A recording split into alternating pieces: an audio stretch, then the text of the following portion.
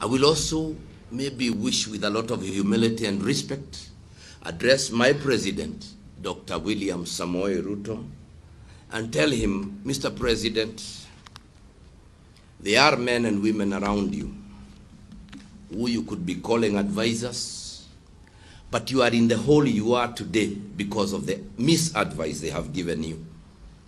And a wise man wakes up one morning, has a retrospection in himself, sees the way things are. It does not matter who is close to you. In politics, it is your skin that matters, and this is a nation whose hands and survival are, whose existence and survival are in your hands. It is important for you now to take action, the best action that you think should be taken.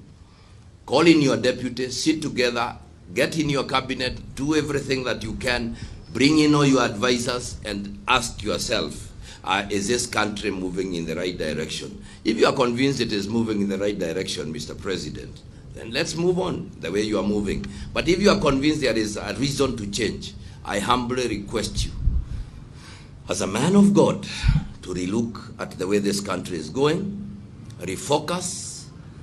You made so many promises, they will not be achieved in this kind of atmosphere. The Gen Zs have made demands. You engaged with them, they told you what they wanted.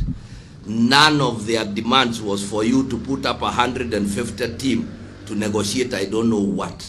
They have clearly told you, we do not want you to do this, they want you to do this. It is that simple. If they say that you reorganize your cabinet, kindly do. If they say you sack it, do it. There are 50 million Kenyans who can fit in those offices. But if you continue that kind of talk, that kind of push, that kind of moving away from reality, it will hit us hard, and as a country, we will lose it all. You have a golden opportunity. This is a defining moment, Mr. President. Kindly think about this nation and do the